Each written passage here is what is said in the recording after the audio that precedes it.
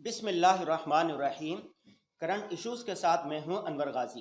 آج ہم بات کریں گے وطن سے محبت کرنا، دین اسلام سے محبت کرنا، انسانیت سے محبت کرنا۔ دیکھیں، وطن سے محبت کا درس سیرت طیبہ سے بھی ملتا ہے۔ جب کفار مکہ نے رسول اللہ صلی اللہ علیہ وسلم کو مکہ سے نکلنے پر، مکہ سے ہجرت کرنے پر مجبور کر دیا، تو رسول اللہ صلی اللہ علیہ وسلم جب مدینہ کی طرف ہجرت کرنے لگے، جو مکہ سے تھوڑے دور ہوئے، تو بار بار مکہ کی طرف دیکھ کر کے رہے تھے، پیچھے پلٹ کر مکہ کو دیکھ رہے تھے اور مکہ کو مخاطب کر کے کہا کہ اے مکہ، میں تجھ سے محبت کرتا ہوں، اگر تیرے باشندے مجھے نہ نکالتے تو میں مکہ سے ہرگز نہ جاتا۔ اس سے ہمیں پیغام ملتا ہے کہ وطن سے محبت کرنی چاہیے۔ پاکستان ہم سب پاکستانیوں کا ہے، اور کسی سے آپ کو اختلاف ہے، اسٹیبلشمنٹ سے اختلاف ہے، حکمرانوں سے اختلاف ہے، عدالت سے اختلاف ہے، یا کسی سے بھی اختلاف ہے، آپ کھل کر اظہار خیال کریں، آپ کھل کر اختلاف کریں، لیکن وطن سے محبت کرنی چاہیے، وطن کے خلاف نہیں ہونا چاہیے۔ آپ حکمرانوں سے، ان کے نظام سے اختلاف کریں، لیکن ریاستی اداروں کے خلاف نہیں ہونا چاہیے، اس لیے کہ وطن ہم سب کا ہے۔ بڑوں کا کام ہوتا ہے وطن کو بنانا۔ ہمارے آبا اجداد نے بڑی مشکل سے، لاکھوں افراد نے جان کی قربانیاں دے کر بڑی مشکل سے یہ وطن حاصل کیا۔ ہمارے والدین نے اس وطن کی تعمیر و ترقی میں بڑھ چڑھ کر حصہ لیا۔ ابھی نئی جنریشن کا کام یہ ہے کہ وطن کو عظیم سے عظیم تر بنائیں۔ اس کا تقاضا یہ ہے کہ ہم وطن سے محبت کریں، وطن کی تعمیر و ترقی میں بڑھ چڑھ کر حصہ لیں۔ وطن کس کا ہے؟ وطن کس کا ہے؟ وطن آپ کا ہے، وطن میرا ہے، وطن ہم سب کا ہے، ہمارے بچوں کا، ہماری آنے والی نسلوں کا مستقبل ہے، ان کے رہنے کی جگہ ہے۔ وطن کی قدر آپ ان سے پوچھیں جو بے وطن ہیں، فلسطینیوں سے پوچھیں، کشمیریوں سے پوچھیں۔ دنیا میں کتنے لوگ ایسے ہیں جن کے پاس کہیں کی بھی نیشنلٹی نہیں ہے، کوئی بھی دنیا کا ملک ان کو پناہ دینے کے لیے تیار نہیں ہوتا۔ ہم شکر ادا کرنا چاہیے کہ ہمارا وطن ہے۔ جس کا گھر نہیں ہے، آپ ان سے جا کے پوچھیں گھر کی قدر کیا ہوتی ہے، گھر کی قیمت کیا ہوتی ہے، گھر میں سکون کیسا ہوتا ہے۔ کتنے لاکھوں لوگ ایسے ہیں جو سڑکوں پر سو رہے ہیں، ہزاروں لوگ ایسے ہیں جن کے پاس خیمہ بھی نہیں ہے، سردی ہو یا گرمی ہو، بڑی مشکل سے وہ زندگی گزار رہے ہیں۔ گھر کی قدر ان سے پوچھیں۔ تو پاکستان ہم سب کا گھر ہے۔ آپ نے آج کے بعد پاکستان کے خلاف زہر نہیں اگلنا۔ جو پاکستان کے خلاف زہر اگلے، پاکستان کے خلاف نفرت پھیلائے، ان کو یاد دلائیں کہ وطن سے محبت کرنا ہمارے دین کا بھی تقاضا ہے، دین اسلام بھی اس کا درس دیتا ہے، اخلاقی فریضہ بھی ہے۔ اس وطن کے اندر آپ بھی رہ رہے ہیں، آپ کے آنے والی نسلوں نے بھی یہیں رہنا ہے، لہذا پاکستان سے محبت کریں، پاکستان کی تعمیر و ترقی میں بڑھ چڑھ کر حصہ لیں۔ پاکستان کی جو چیزیں خراب ہیں، جو نظام خراب ہیں، رفتہ رفتہ اس کو بہتر کرنے کی کوشش کریں، اس میں اصلاحات کریں۔ یہ کریں گے تو یہ وطن سے محبت کا درس بھی ہمیں ملے گا، ہمارا پاکستان عظیم سے عظیم تر ہوتا جائے گا۔ نمبر 2، دین اسلام ہم سب کا مذہب ہے، ہم مسلمان ہیں۔ دین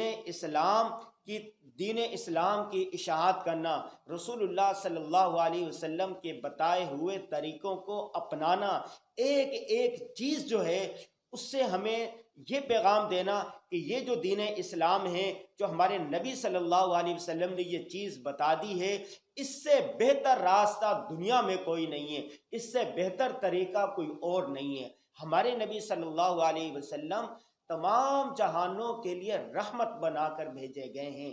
بعض نبی آتے تھے کسی ایک خطے کے لیے، کسی ایک قوم کے لیے، کسی ایک علاقے کے لیے، لیکن حضور صلی اللہ علیہ وسلم کو پوری انسانیت کے لیے رحمت بنا کر بھیجا گیا ہے۔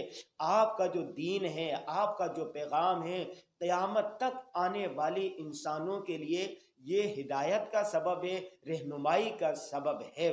تو دوسری بات آپ نے یہ کرنی ہے کہ دین اسلام سے محبت کریں۔ بہت سارے وطن بیزار لوگ ہیں، بہت سارے دین بیزار لوگ ہیں، بہت سارے ملحد لوگ ہیں جو دین سے نفرت کرنے والے ہیں، ان کو بھی چاہیے کہ ایسا نہ کریں۔ وطن میں رہتے ہوئے دین اسلام کی آغوش میں آ جائیں تو اس سے بڑھ کر سعادت کیا ہو سکتی ہے؟ جب آپ مسلمان ہیں، حضور صلی اللہ علیہ وسلم کے طریقے کو اپنائیں، سنت کو اپنائیں۔ یہ جو راستہ بتایا گیا ہے یہ سیدھا جنت میں لے جانے والا ہے۔